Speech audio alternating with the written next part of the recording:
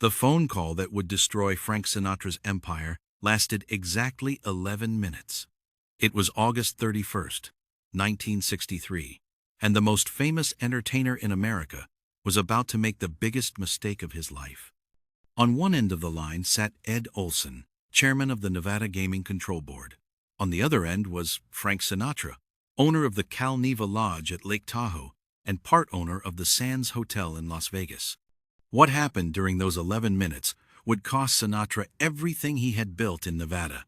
$3.5 million in casino holdings, gone. His reputation as a legitimate businessman, destroyed. All because Frank Sinatra refused to do what Sam Giancana asked him to do. To understand what happened that summer, you need to understand what the Cal Neva Lodge meant to Frank Sinatra. He had purchased the resort in 1960 with several partners, including Dean Martin and a silent investor whose name could not appear on any paperwork. That silent investor was Sam Giancana, the boss of the Chicago outfit, one of the most powerful organized crime figures in America. Giancana had helped arrange the purchase, had provided financing, and expected certain accommodations in return. The Cal Neva straddled the California-Nevada border on the north shore of Lake Tahoe, with the state line running directly through the swimming pool. On the Nevada side, gambling was legal. On the California side, it was not. The border meant everything. Sinatra had transformed the Cal Neva into a palace of entertainment. He built a celebrity room where he and his Rat Pack friends performed to sold-out crowds. He installed a helicopter pad on the roof so guests could arrive in style. He constructed secret tunnels between the showroom and the lakeside bungalows, carpeted passages lined with brick, where celebrities could move without being photographed by fans or paparazzi. Judy Garland performed there. Sammy Davis Jr., Liza Minnelli, Kim Novak, the most famous names in entertainment, made the Cal Neva their playground. And behind all of it, invisible but ever-present, was Sam Giancana's money. The problem was the Black Book. In 1960, Nevada had created a list of excluded persons, a register of criminals and suspected criminals who were permanently banned from setting foot in any Nevada casino. Sam Giancana's name was in that book. He was one of the original entries, a man the state had identified as so dangerous to the integrity of legal gambling that his mere presence on casino property was a violation of the law. Sinatra knew this. Everyone in Nevada knew this. But Sinatra believed that rules were for other people, that his fame and his money and his connections placed him above such concerns. He was about to learn how wrong he was. Sam Giancana had been visiting the Cal Neva for years, sometimes in golf attire, sometimes accompanied by his girlfriend Phyllis McGuire of the famous singing trio. Staff members saw him. FBI agents conducting surveillance saw him. Word spread through the small community of Lake Tahoe that the Chicago mob boss was a regular guest at Sinatra's resort, but no one did anything about it. Sinatra was too powerful, too connected, too willing to use his influence to protect his interests. The Gaming Control Board received reports but hesitated to act. Then, in the summer of 1963, Giancana pushed things too far. From July 17th through July 28th, Sam Giancana stayed at the Cal Neva in Chalet 50, one of the exclusive cottages on the resort grounds. Phyllis McGuire and her sisters were performing at the celebrity room, and Giancana had come to watch his girlfriend sing. He made no effort to hide his presence. He dined in the restaurant. He walked the grounds. He conducted meetings with associates who flew in from Chicago. And somewhere along the way, the secret stopped being a secret. The Gaming Control Board finally had evidence it could not ignore. Sam Giancana had spent 11 days at a Nevada casino in direct violation of the Black Book. The confrontation began quietly. Ed Olson sent word through intermediaries that he needed to speak with Sinatra about certain guests at the Cal Neva. Sinatra responded through his attorneys, denying any knowledge of prohibited persons on the property. Olson was not satisfied. He announced his intention to subpoena Sinatra and his employees to testify under oath about Giancana's presence. This was the moment when everything could have been resolved. Sinatra could have cooperated, apologized, accepted a suspension of his license for 30 or 60 days. His attorneys advised him to stay calm and let them handle the legal maneuvering. Frank Sinatra did not take their advice. On the morning of August 31st, Sinatra picked up the phone and called Ed Olson directly. What followed was 11 minutes of verbal abuse that would be recounted in official memoranda and court documents for years to come. Sinatra screamed obscenities at the Gaming Control Board chairman. He called Olson a crippled son of a bitch, mocking the disability that had left Olson walking with a cane since childhood polio. He threatened to have Olson's head, to use his political connections to destroy the man's career. He demanded to know why the board was so ungrateful after everything Sinatra had done for Nevada tourism. The tirade continued without interruption. Sinatra accused Olson of leaking information to the press, of conducting a vendetta against him personally, of being too stupid to understand how the entertainment business worked. He claimed he was bigger than the state of Nevada, that the politicians and businessmen who ran the state owed their success to his patronage. At one point, he demanded that Olson come to the Cal Neva in person so Sinatra could confront him face to face. The threat was unmistakable. Ed Olson, who had prosecuted criminals as an assistant district attorney before joining the Gaming Control Board, had never received a phone call quite like this one. When Sinatra finally hung up, Olson immediately documented the conversation in a detailed memorandum that would become part of the official record. The Gaming Control Board had been hesitant to move against such a powerful figure, but Sinatra's outburst changed everything. The phone call was the evidence they needed to prove that the singer believed himself above the law, that he had no intention of cooperating with legitimate oversight. Within days, the board filed a formal complaint against Sinatra's gaming license, citing not only the Giancana visits, but also the threatening phone call to its chairman. The news hit the entertainment industry like an earthquake. Frank Sinatra, the chairman of the board, the voice, the most successful entertainer of his generation, was about to lose his Nevada casinos. Reporters descended on Lake Tahoe and Las Vegas, seeking comment from anyone who would talk. Sinatra's attorneys released statements claiming he was being persecuted, that the Gaming Control Board was overreaching its authority. But the evidence was overwhelming. Multiple witnesses could place Giancana at the Cal Neva during the dates in question, and everyone in Nevada had heard about the phone call. Behind the scenes, a more complicated story was unfolding. Sam Giancana was furious. He had invested money in the Cal Neva through Sinatra, expecting discretion and competence in return. Instead, Sinatra's arrogance had exposed the arrangement to public scrutiny. According to sources who spoke to FBI agents, Giancana told associates that Sinatra had cost him over $465,000 on the Cal Neva deal. The mob boss reportedly said that all Sinatra had to do was keep quiet and let the attorneys handle it, apologize, and take a short suspension. But Frank had to open his big mouth, and now they had lost the whole thing. The relationship between Sinatra and Giancana, which had once seemed so mutually beneficial, was disintegrating. Giancana felt betrayed by Sinatra's inability to manage a simple licensing dispute. Sinatra felt abandoned by the people he had taken such risks to accommodate. The friendship that had connected Hollywood glamour to organized crime was crumbling under the weight of legal consequences that neither man had anticipated. Giancana reportedly washed Frank out of his books, ending a partnership that had once included introductions to presidents and access to the highest levels of American power. On October 7, 1963, Sinatra's attorney Harry Claiborne announced that his client was surrendering his gaming licenses voluntarily. The statement claimed this was a long-standing decision, that Sinatra wanted to devote more time to the entertainment industry. No one believed it. Everyone knew that Sinatra had been forced out, that his refusal to follow the rules had finally caught up with him. He lost his 50% stake in the Cal Neva. He lost his 9% stake in the Sands. In 1963 dollars, the holdings were worth approximately $3.5 million. In prestige and influence, they were priceless. The aftermath rippled through Nevada and beyond. Governor Grant Sawyer stood behind the Gaming Control Board's decision, making clear that no individual was too powerful to face consequences for violating state law.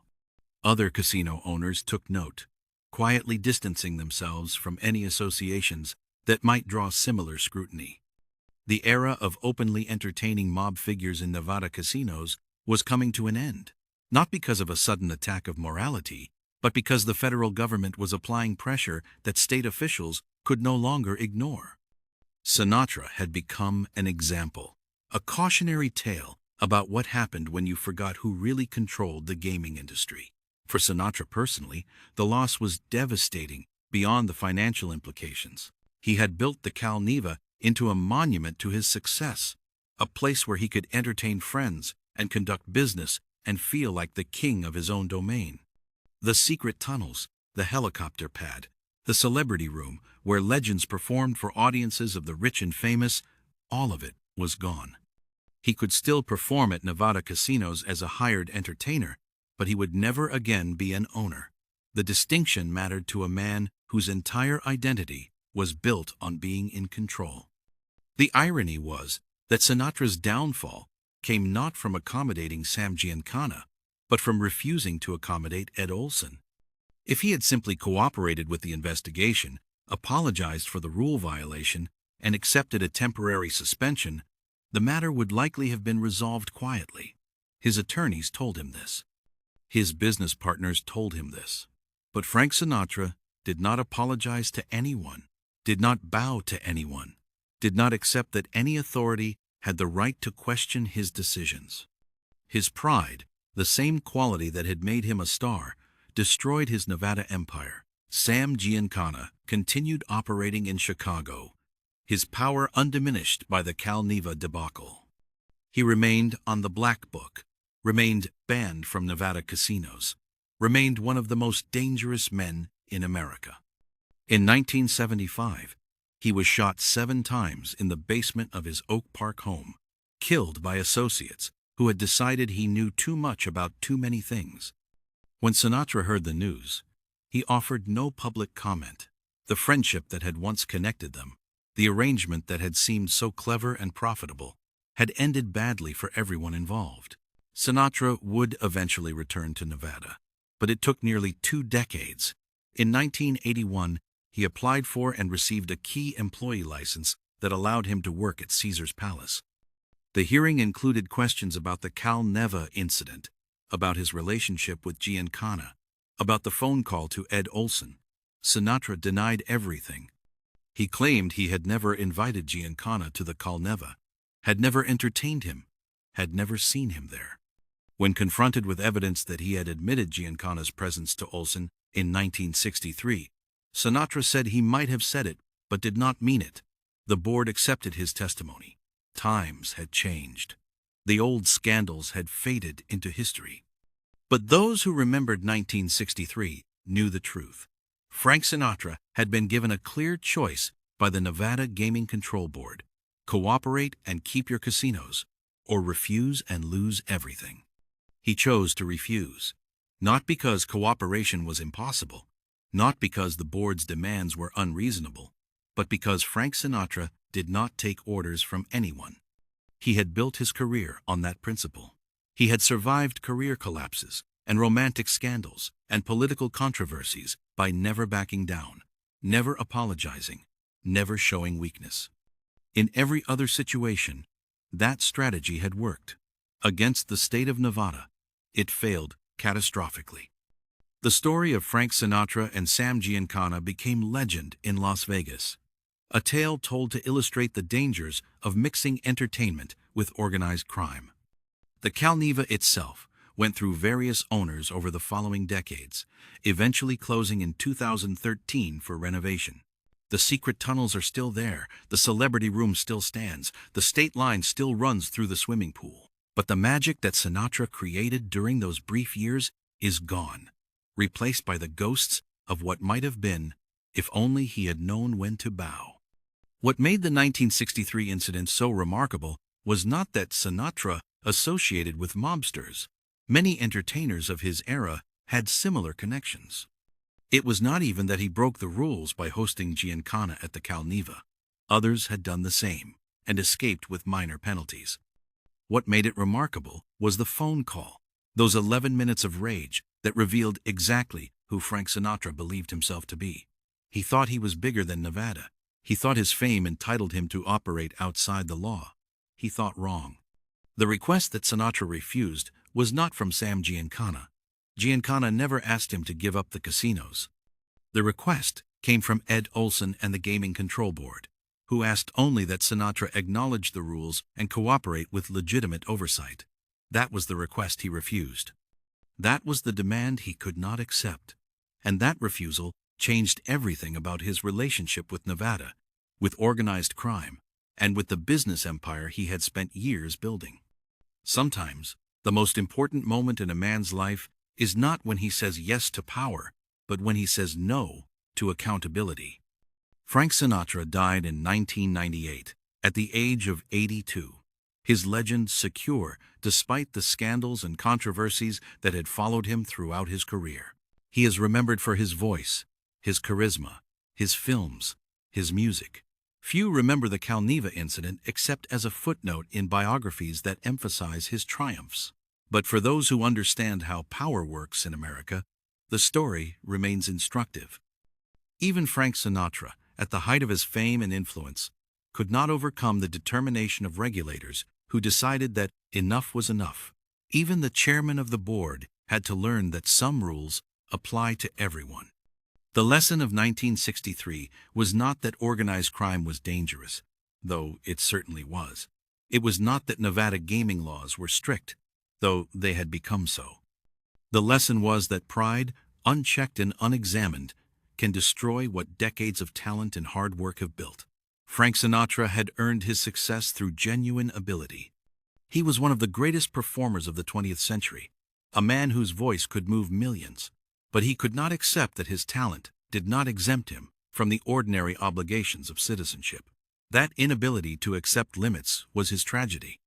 When people speak of Sinatra today, they speak of My Way and New York, New York, of the Rat Pack and the golden age of Las Vegas entertainment. They speak of a man who defined cool for an entire generation, who made swagger look effortless and confidence seem natural. They do not often speak of the phone call to Ed Olson, of the 11 minutes that cost him his Nevada empire. But perhaps they should. Perhaps that story, more than any other, reveals who Frank Sinatra really was. A man of enormous gifts and enormous flaws. A man who could seduce the world but could not control his own temper. A man who refused a simple request and lost everything as a result. That is the real story of how Frank Sinatra's refusal changed everything. Not a dramatic confrontation with a mob boss, not a life-threatening moment on stage, but a phone call made in anger that revealed the limits of fame and the consequences of pride. In the end, the most dangerous enemy Frank Sinatra faced was not Sam Giancana or the Nevada Gaming Control Board. It was his own absolute certainty that he was too big to fall. That certainty was wrong, and the fall was spectacular. $3.5 million, 2 casinos, an entire chapter of his life. All because Frank Sinatra could not bring himself to apologize for breaking rules he believed should not apply to him.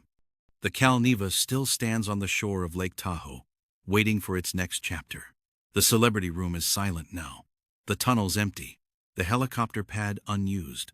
But the story of what happened there in the summer of 1963 continues to resonate.